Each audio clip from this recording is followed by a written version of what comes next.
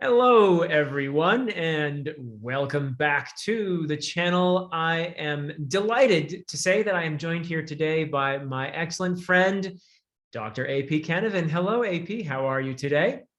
I am doing very well, Dr. Chase. It is so wonderful to be here. And in honor of this, I am wearing the blue tweed. That is one of the nicest tweet coats I've ever seen, and that's one of the nicest things I'll ever say to you. So, I know that because you are nefarious and evil, and people will realize it eventually. yes, I'm sure. So, well, we do have I think, fascinating topic to talk about today, and something that I've long wanted to do. Getting to know you as a friend has been wonderful, and but I think that there's a lot that we could talk about. I'd love to pick your brain about being an editor and being an advanced reader. This is something that you have a window into that most of us who are on BookTube have no idea how this works, what you do, what it's like to work with authors the way you do, because you are a professional and you work with some very well-known authors, including Steven Erikson and Ian Esslemont, but a whole lot of others, and you help work on their books and presumably make them better. So that's your job description, right? so so I thought it would be great to just ask you some specifics about that. And I know that, just forewarning everyone, that AP is not able to talk about specific authors, what he gives in terms of advice or editing suggestions specifically to specific authors. But there are some wonderful, I think, in general terms, we can talk about what you do. And I might just mention a few things that AP has done to help me with my books as well. So, and I give AP permission in advance to remark on those things as well. So let's go ahead and just start with how, this might be a simple answer, but how do you, or maybe it's not, maybe it's complicated, but how do you become an editor, and what degrees or experiences do you think would be helpful to someone who is aspiring to be an editor? And if you don't mind telling us, how did you become an editor? Well, there are loads of different ways to become an editor, because there are loads of different types of editor, and then there are loads of different types of editing jobs. And like, one of the things is I'm a freelance developmental editor, Right. which is a specific thing. But you have copy editors, you have line editors, you have people who specialize in poetry, people who specialize in drama, like dramaturgs. You have all of these different professionals who generally have training in the subject, and their training could come from being journalists and studying journalism. It could come from studying drama. It could come from studying English literature, linguistics, all sorts of things. So you can train in a lot of these things and get trained that way. And that is one approach. Then there's the learning through experience. So like, as an academic, you write articles for publication, and quite often you then end up as reviewer number one, hopefully, rather than reviewer number two, of someone who's going through as a peer review process.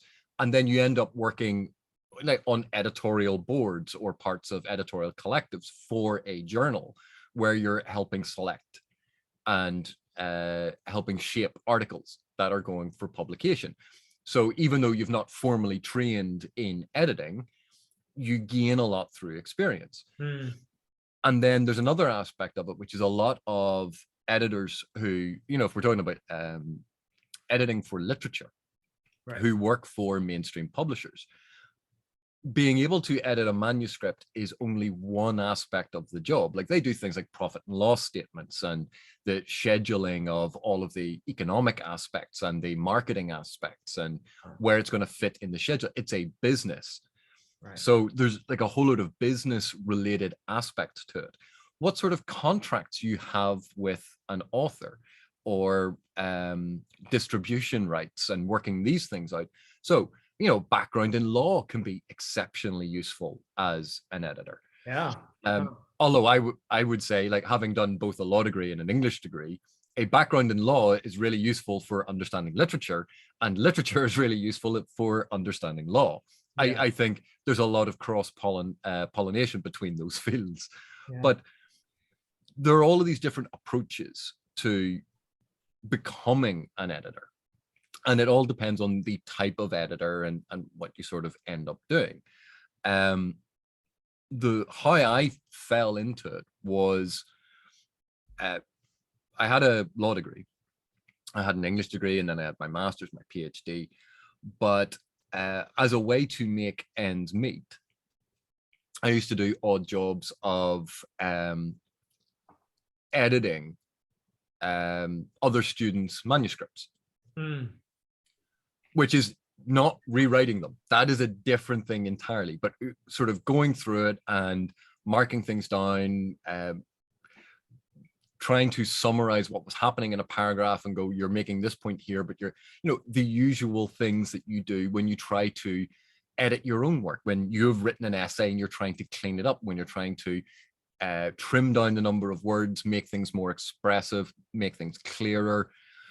When you need evidence, recognizing when you've made a leap in logic and you actually haven't supplied the evidence, all of that sort of stuff.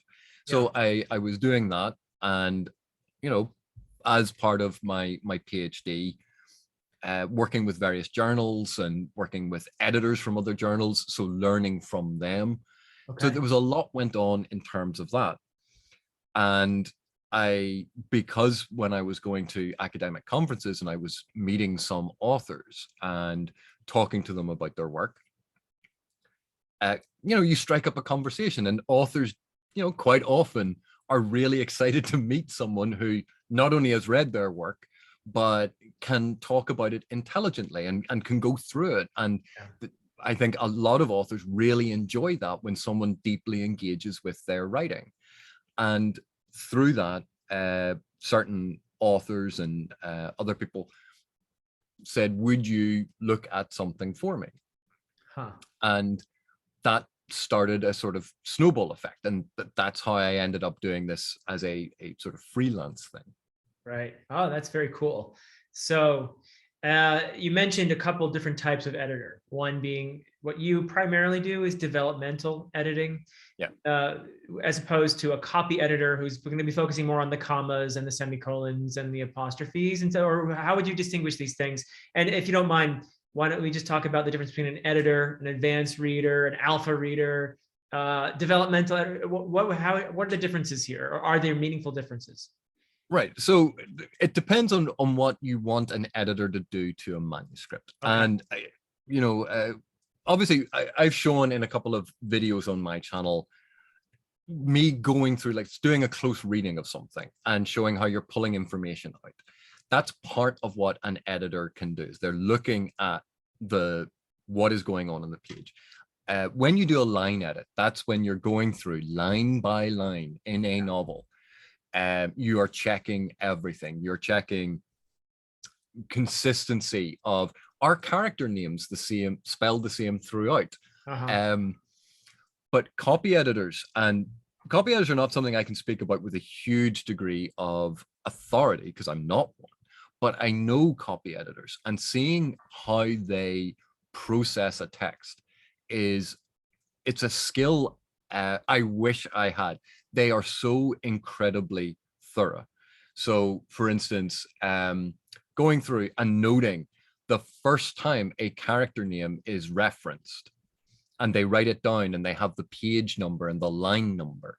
And then any time that character name is mentioned again, they check against the original all the way through, and will note when it deviates. Okay. When a town is referenced, when if specific words are used for, say, casting of a magic spell, is it casting? Well, 99.9% of the times you use this term, but in this one term you use evoking. Do you mean that to be evoking, or do you mean casting? Okay. That is the level of specificity of some of these brilliant copy editors. So sentence level, is that a good way to think of it? Word level. Word level. So they're looking, copy editors are the most detailed oriented of the editors you can get.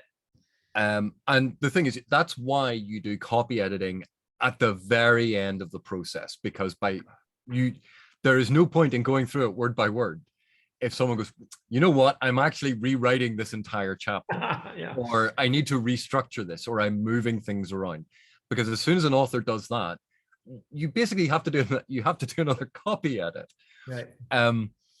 But copy editors also pick up on things like the east gate of the city was where they left, and yet now you have them leaving by the north gate, or they re-entered, and they pay attention to those little tiny details. Continuity.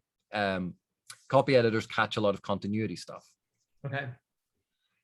Developmental editing is usually much earlier in the process. So frequently, an author will have their first draft, and depending on their process, they might have set it aside for a wee while, or they'll have gone through, but they'll have edited it. They'll have gone through, they'll have cleaned it up, they'll have cleaned up as many typos as they can. They'll have shaped it all up and go, you know what, this is good. And they get to the stage where they go, my story is now done. I think it's finished. There's nothing here. Yeah. At this point in time, anything I do now is just fiddling on the edges. I'm not actually doing anything with it. Right. That's when typically people send it to a developmental editor. Okay. Because it is a fresh pair of eyes. And we go through it then, and we note down movements, big structural things, how the plot is moving, how characters are relating to each other, character arcs, whether, particularly in fantasy, elements of world building are consistent with how they are realized on the page. When a sequence happens on page, does it accurately use the world building that is in place? Okay. And looking at big picture stuff, are there plot holes? Are there tropes and cliches and stereotypes that are being used unknowingly? Right. Highlighting those to make sure that the author knows that they're doing it. Because quite often an author will write back and go, yeah, that's exactly what I'm doing, because you don't know that in book 4 of my planned series, this is suddenly going to become important. Yeah. And that's the thing. Editors don't dictate to an author how an author should write. Right. An editor's job is to help an author realize the best possible form of their story, to realize their vision of it, not my vision, not what I want to read in a text, but to look at an author's work and to try and make all aspects of that author's vision shine, regardless of whether or not I like them or if it's to my taste or to my preference. That is irrelevant. Obviously, it will inform on commentary going, I've seen this before in X, Y, and Z. Right. But it's not about me suggesting to an author things to change to make me happy. That's not what an editor does. Right. Right. So you rely on your knowledge, your experience, to help guide you in seeing all of these things and outlining them. But it's not about getting the author to write the story to please you. Yeah. So let me give a couple examples. From you have looked at 2 of my books now, and you notice some patterns in my writing that I never would have seen on my own. And I found them very helpful to have you point these things out. So one example being, I had a tendency to have characters alone, or especially in the beginnings of scenes. I'd have a lot of scenes with a character who is alone, and those can kind of drag on if you have a character who's all by herself and there's nobody to talk to. That can get boring really fast. And one of the things you suggested to me, not as a specific, right here, you need to put somebody, but you gave me this sort of general idea of, there are, and you pointed out places where it would be helpful, but you say, if there was someone else in this scene with this character, it would make it much more alive, right? It would make you to have some dialogue. You could actually be developing your character even better, and it would make it more interesting. So that, I think, is that the sort of thing, a good example of some of the suggestions you can make to an author. You're not radically changing the book, but you're making that particular section much more interesting, I think, right? Yeah, and like with that specific example, Yeah. There were a couple of sequences, and yeah, as you pointed out, you had done this because you had the character, and you were trying to create the figure of the character being alone in a place. Yeah. But the whole point of the scene wasn't that.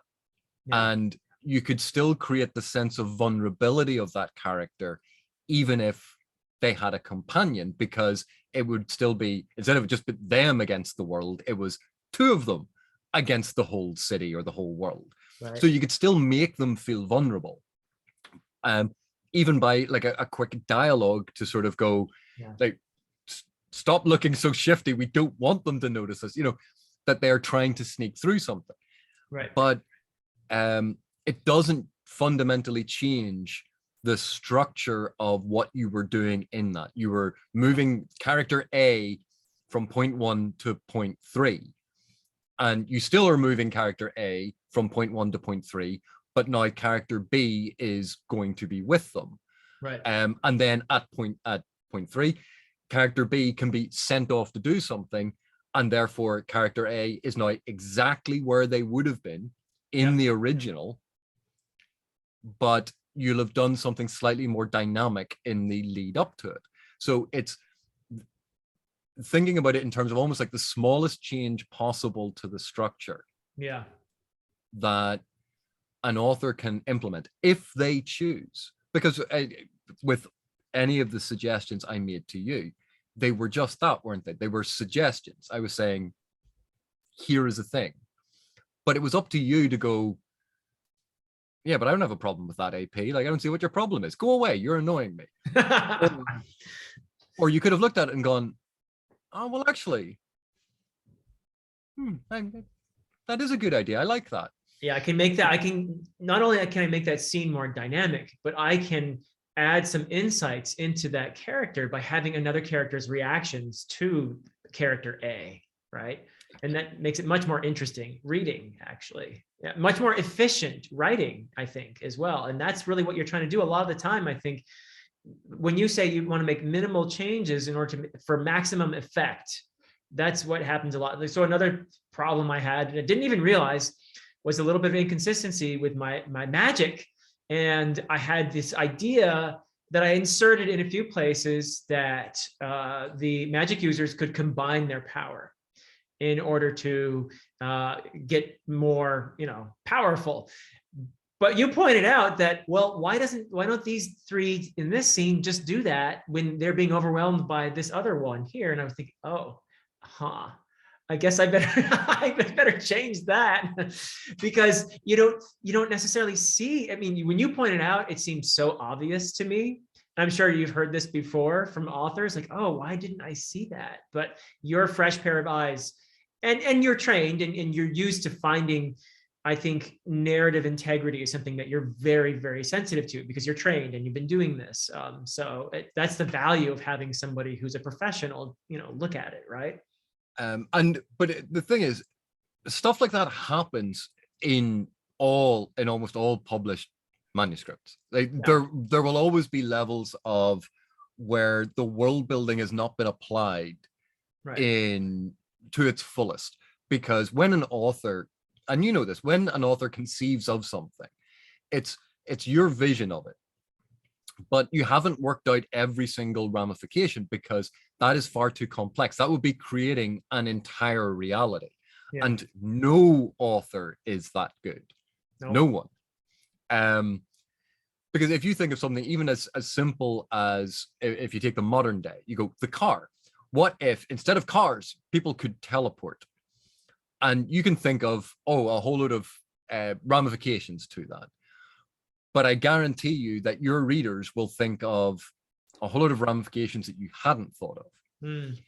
So with something like that situation, It happened in, you know, who's a good example of this? David Eddings in one of the, I can't remember which one of the Belgariad books it is. It's when they're introduced to the character of Mandoralin, the Mimbriate Knight. So he is your in full plate with the lance, the chivalric attitude, speaks in these and thous.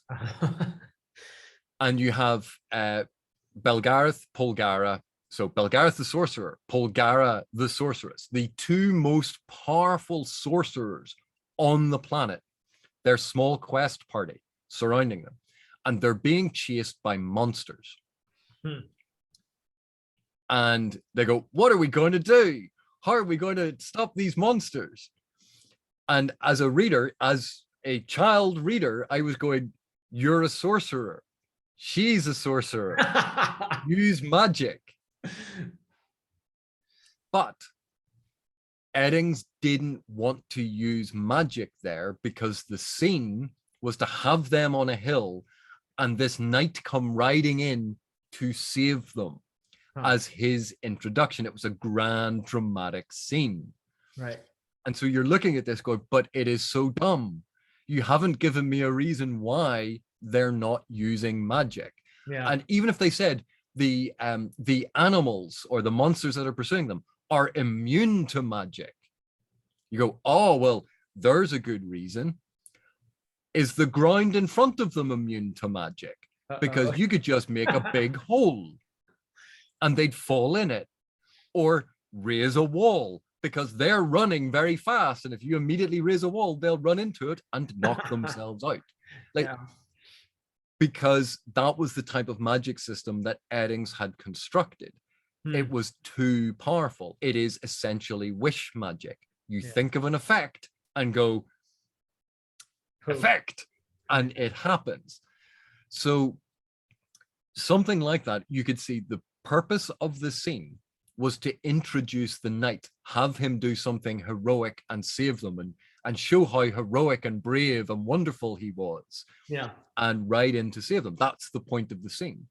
But it wasn't supported by the world building. And what made it worse is about 5 minutes of page time later, Belgareth the sorcerer uses magic.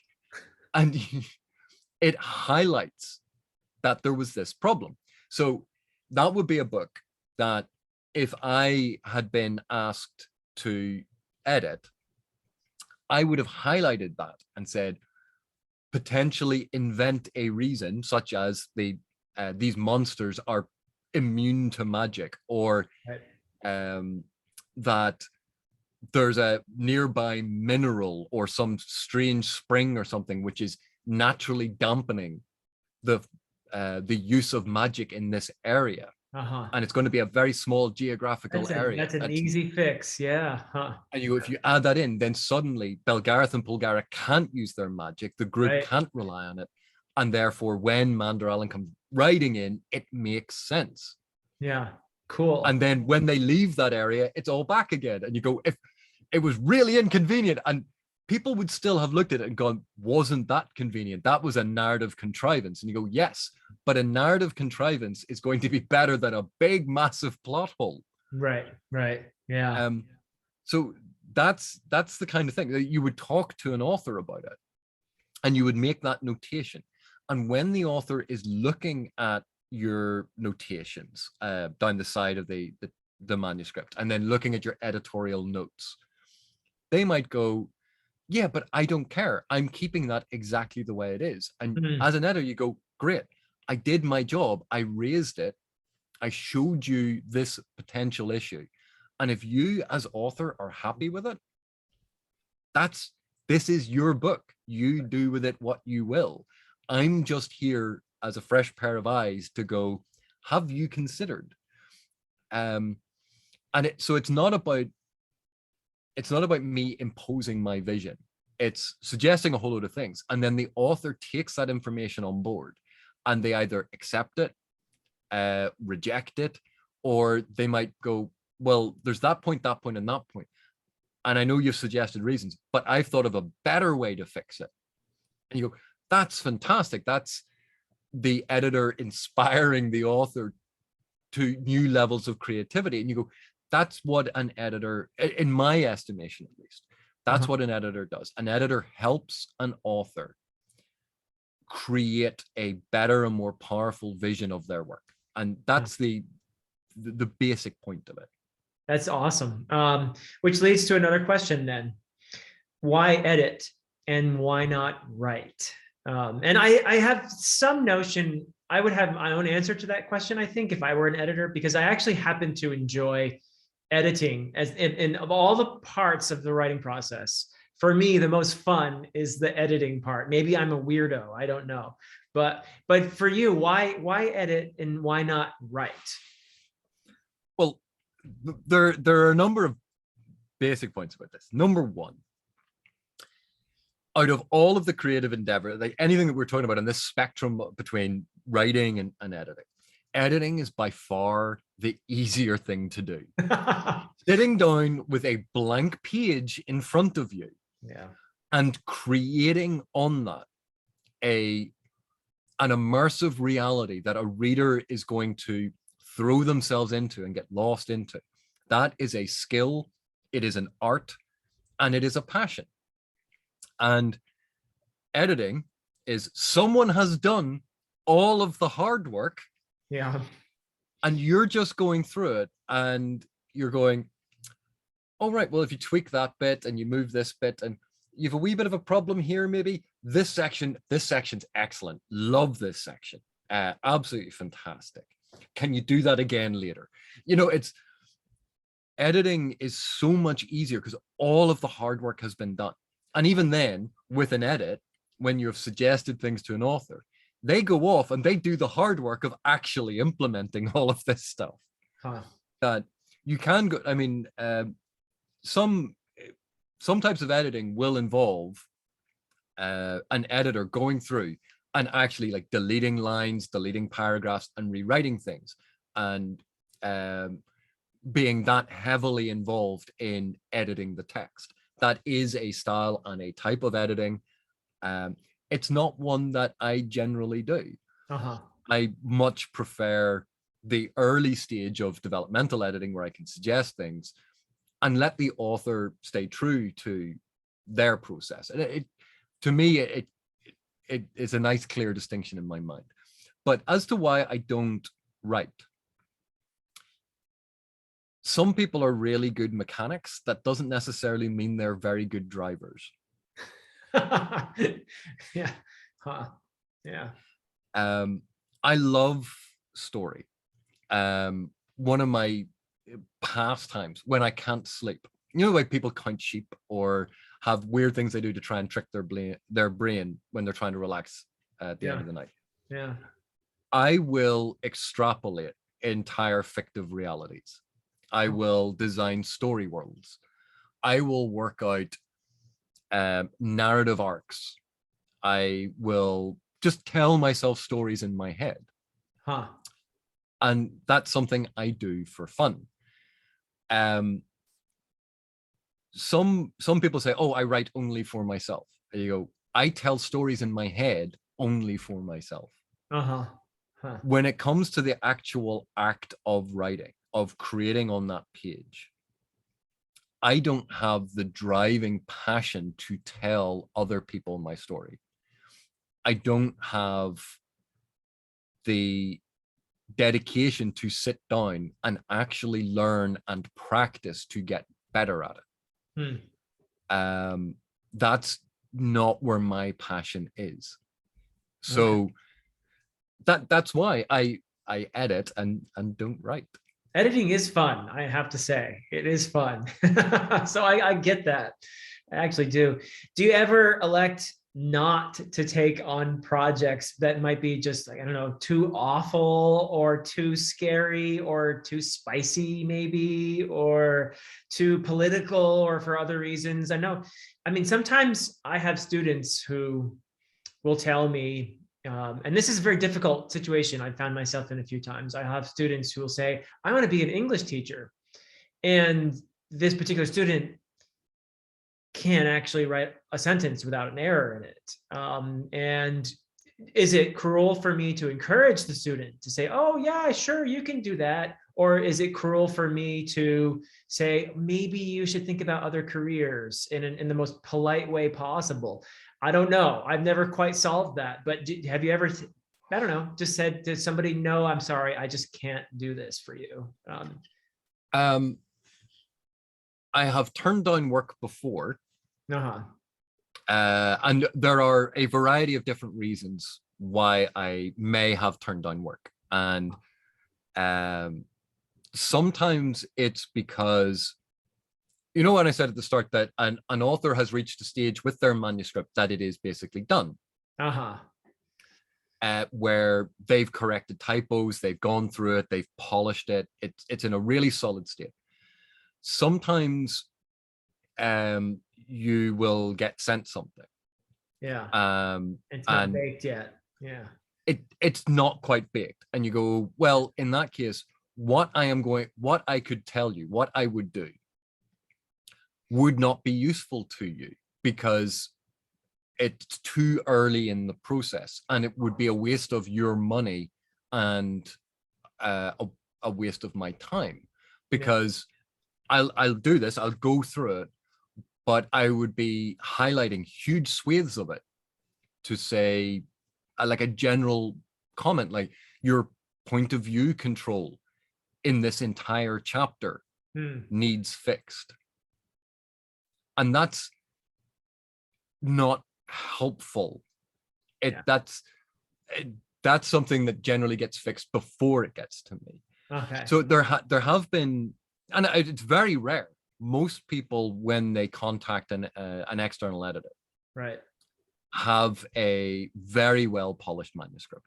But very rarely have I received or been discussing editing for someone, had a quick look at it and basically said, you paying me to do this is a waste of your money, because you're not going to get value for money from this.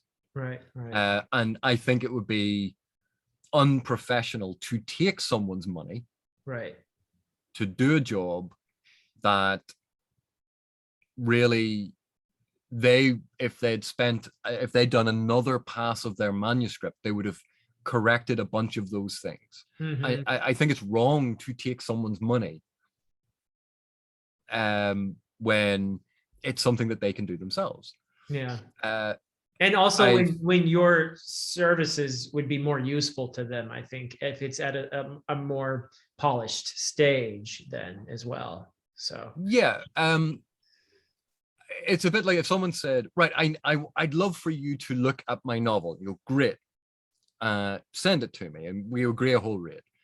And they send it through and go, right, here's the first half of the manuscript. I go, where's the second half? I haven't written it yet. Oh no. Well, I can't really do a structural edit. I can't do a developmental edit if I don't know how it's going to end, because I need to read through the entire thing. I can't say, well, up until this point, this is about the halfway mark. So developmental editing, there will still be aspects of their writing that I could pick up on and maybe help with. Yeah. But if you're going to hire me to do a developmental edit, then give me the whole thing. And I can point out how something at the start is tying into something at the end, or not tying into something at the end. Yeah. Where it is useful, where you get the most bang for your buck, I suppose, would be the American way of saying it. Yeah. Occasionally I've had to turn down work simply because I've been too busy. And you go, I'm really sorry, I have X number of projects for the next couple of months. Or someone wanted me to do, say, a copy edit, and you go, no, you're much better off hiring a professional copy editor. Again, I could do a copy edit, but why not hire a professional copy editor who specializes in it? Mm-hmm. Yeah. Because again, it's unprofessional to take money for something that isn't, the service that you generally provide. Yeah. Okay, cool. Well, so another question then is, do you have I know how you edit from my experience with your editing, and it was actually, I have to confess, a lot of fun to read some of your comments, because you obviously have a fun time occasionally poking fun at me, and and that makes it actually, I mean, I laugh while I'm reading some of your little notes. For example, I'll give an example or two. You have a tendency to change the names of my characters occasionally to something that you can maybe perhaps is more memorable for you. So I've had you change one of my characters' names to from Villana to Vineyard, for example. Or in my first book, I had a character named Bagsack, whose name you changed. And I had to read all these comments about Ballsack. In my defense, I did not change it in the manuscript. It was only when I was referring to them in my notes. Only in your notes, but every time I read a note about Bagsack, I was laughing. I mean, it was fun, actually. So, but Bagsack was a villain. Yeah. Well, he had villainous tendencies at that point in the narrative. Yes. Yeah. Therefore, you can see why I gave him a more pejorative name. Yeah. Well, anyway, it's fun. And Valliard, yeah, was a sophisticated noble. Yeah. In comparison to some of the other characters, so he got Vineyard. So that works. That actually kind of works. There's a reason my brain does things sometimes. But do you do that when you're editing for someone you don't know? Because obviously you know me, and obviously I had fun with it. But would you do that to a person who you're just meeting professionally? And obviously there are different things you would do, right? Yeah, and this was something I learned as a very hard lesson.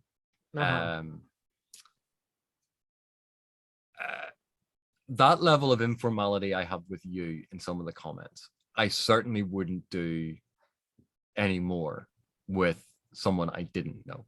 Oh dear. And it was an expensive lesson to learn. Yeah. So there are certain people who I work with that I have a different relationship with. Right. Like, for example, you're friends with some of the authors that you work for as well. And yeah, I'm friends with some of them. And again, there's with that, and particularly with a working history, you develop a style that the two of you get along with and don't mind. But even then, there are authors who I've worked with a number of times who I certainly wouldn't have done what I did on your manuscript. Yeah. And it's, I think one of the strangest things is an author, some authors might love working with me. Yeah. Other authors might go, how could anyone ever hire AP? He's like, I don't know how you could work with him. And it's, you hope for the best possible partnership of an author finding an editor who is in tune with them, who is seeing things that the author is not necessarily cognizant of, but gets on with them, understands them, that there's a good working relationship and repartee develops, because that partnership between author and editor can be so brilliant. Yeah, and it is a partnership. It really is, I think, especially as you develop a relationship with an author. And that can be incredibly conducive to creativity. That kind of dynamic, I think, really, it's pretty cool, actually. So and that's the thing. I get that same feeling. Like, imagine the feeling you have when you walk into a bookstore and there's all of these books, and you pick up this book and you buy it, and you're reading through it and you go, I know why they did that. Yeah. That feeling, and then seeing really good reviews of that book where they highlight something that you remember putting in your notes. Yeah. Here's the thing here that you might want to consider. And when an author does it, that feeling of pride that you get that you helped an author achieve something. And Yeah. it still comes down to the fact the work is entirely the author's. Yeah. The book is entirely the author's, the vision, the story, everything is entirely the author's. But I still, when I see that, I go, in some small way, I helped. And that makes me feel good. Yeah. Now, obviously, writing a book and seeing it in a bookstore, that's an amazing feeling that Sure. hopefully you will experience soon. Hope so. Yeah. But yeah, from an author's perspective, from my perspective, I have to say that working with you made it not only more fun for me to look at my own book, but I felt like, wow, this is actually much better. And this is really, I love this scene now. It's really cool. This scene really pops now. And it's just, I do feel like another pair of eyes can, especially a professional pair of eyes, can really create, because you'll sometimes say something in your notes and that'll make me think of 2 or 3 other things. And there's a kind of a where you're playing off of each other's ideas a little bit. And that kind of creativity is really something that can just kind of bubble up and you know what I mean? I think that that's much better than often I think people think of writing as being such a lonely process, but actually I think that a lot of the best of writing comes when you're working with somebody like that, and the ideas are just kind of bubbling up from that. And again, it's once you've already done all of the hard work. Yeah, yeah, yeah. The world, all the just getting the. I think of writing as kind of like building maybe like a statue out of clay. And the first part of the process, just slapping all this clay, you know, and trying to get the basic form of whatever it is you're sculpting. And you get all this clay on there and it's just like big wads of clay and it just barely resembles what you're doing. And then you're trying to, you know, do some fine tuning and sculpt a little bit here and carve out there and put a line there. I think when you have that editor come along and tell you the stuff that you missed or the stuff that you could add to improve that and make it even better, it feels like it's more alive, you know. So it's a really fun process, really. And I think that what every editor really hopes for is a great working relationship with a receptive author. Mm-hmm. That the author always feels comfortable to stand their ground on something that they feel is very, very important, but will listen to you. Yeah. That they are receptive to criticism, that they are receptive to new ideas. Oh, you have to. That you have to be. Yeah. And that you can have these brilliant, spirited, passionate, energized conversations where both of you are in tune with how can we make this the best story possible. Exactly. Yeah, exactly. So with that in mind, do you ever read a book, a published book, and wish that you could be that author's editor? Have you ever had that experience thinking, oh, wow, I wish I could do that? And that brings up another question, really, which is, how does being an editor change your reading experience? Can you shut off your editor brain nowadays or not? Well, okay, so you are a lit academic, even though you're a medievalist. Yeah. And you teach literature. You have taught literature. Yeah. Can you turn off your academic brain when you read? Yes, I think so. Yeah. And it's maybe 90%. There's always going to be some part of it ticking along in the background. And it is the same when you're watching TV or watching a film. It can be harder than you think, though. I know people, and you probably do too, who are academics, who cannot even have a conversation without teaching. You know what I mean? Yeah. Occupational hazard. Yeah, and you just fall into that, and it's your default mode in a way. So it's a little bit harder than just saying, yeah, I can do that, but I can, I think. Yeah. So when you watch TV or watch a film or you read a book, if you've studied how narrative is put together, if you understand how narrative works, and you've been involved in that kind of thing, it can be very, very difficult to not notice things. And I'll give you an example of, and do it with a film, The Sixth Sense. Uh-huh. All I knew about The Sixth Sense before going in was the one clip of it that I had seen from the trailer was young Haley Joel Osment like looking at the screen going, "I see dead people." That was all I knew about the film. And I went in and I was sorely disappointed in the ending.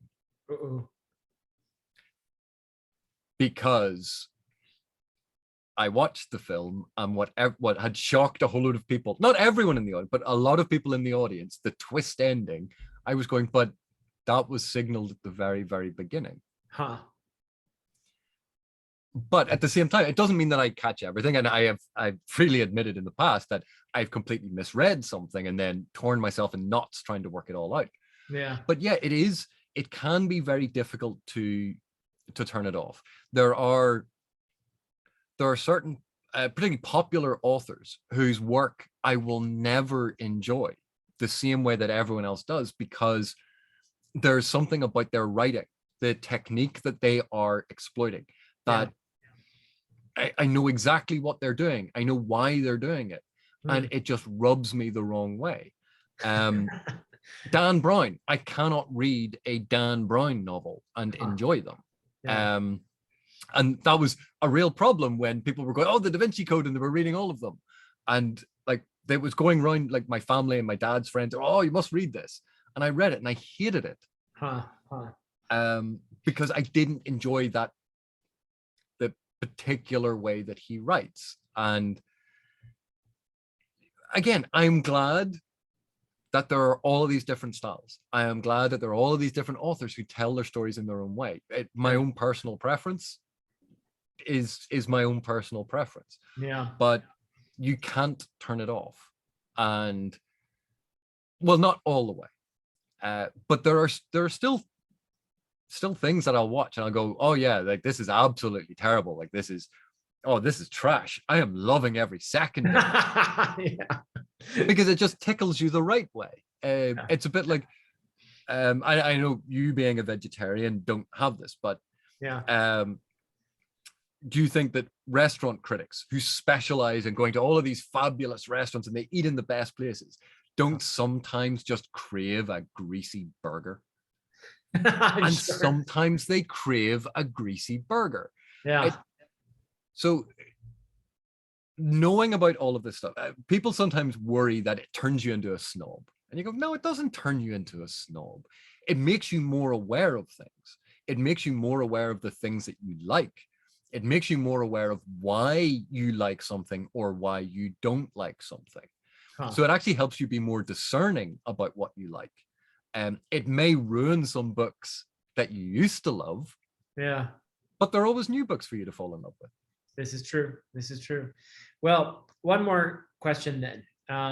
And I guess it more along the lines of, if you were to talk to somebody who is thinking about being an editor, what advice would you give that person, especially given the state of the publishing industry today?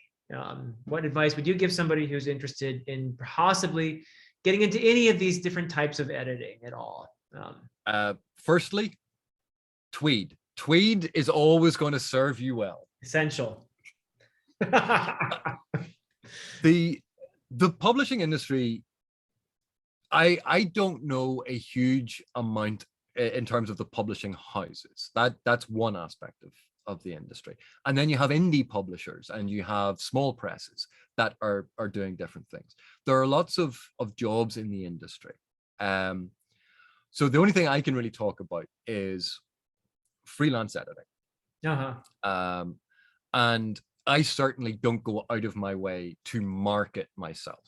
And if you want to have your freelance editing be your full-time job and to make a full career out of it, you do have to get very involved in social media. You have to have a good presence. Um, make sure that you get testimonials from authors that you work with and advertise all that. Yeah. But before you do all of that, make sure you actually know what you're talking about. Mm. And if someone is going to hire you to make their work more commercial, and that's what they want, talk to them about it before and find out what the author wants. Mm. Because you can't always tell what is going to be commercial. You can talk about general trends. You can certainly make things more similar to the big names at the minute. But you can never tell what's going to be a hit. And anyone who says that they can is lying. But knowing what you're talking about, understanding what you're talking about, even if you don't know the particular editing terminology. What does stet mean?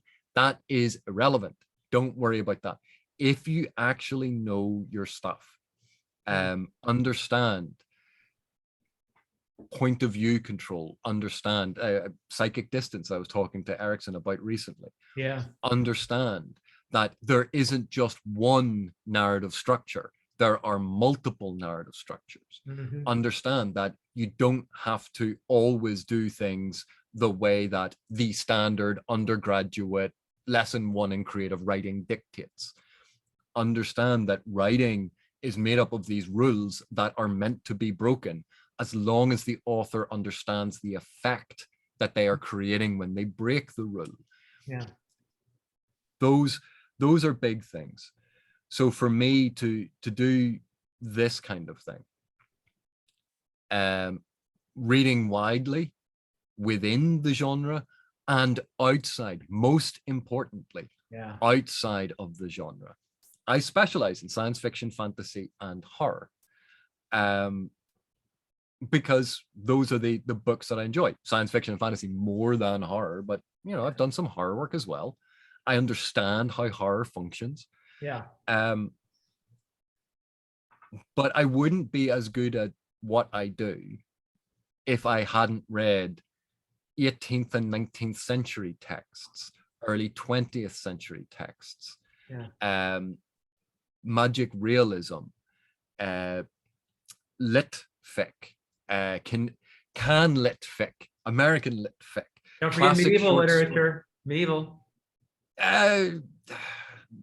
More, well, I never went back as far as medieval because that's barely literature. It's in a foreign language. It's all it's all ken and kennings and compound words and good stuff. Weird thing. Good stuff. Understanding poetry. If you understand how to read and deconstruct poetry, that helps in breaking up language within a text, understanding connotations.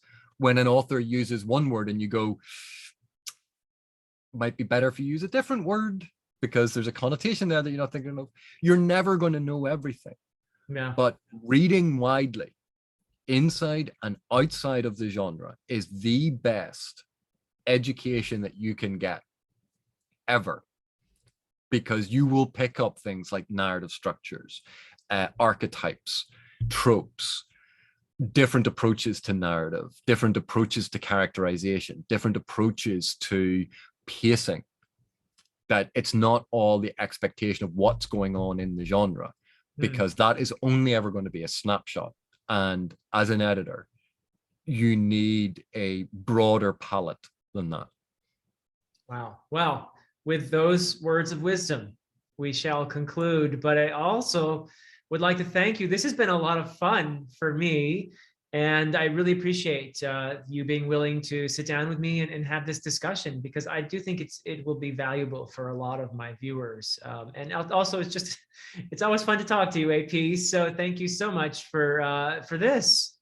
Well, one thing I'd like to add is, I've read 2 of your books now. And regardless of anything else, I'm looking forward to reading the 3rd one. And for someone like me to say, oh yes, I've read the first 2, I really want to read the 3rd one. I hope people realize the level of praise that is for your work. Wow. Well, I think I do, and I'm very humbled and thankful. So thank you very much, and thank you to all of you guys for listening in, and hopefully you enjoyed the conversation like I did. And until next time, everybody.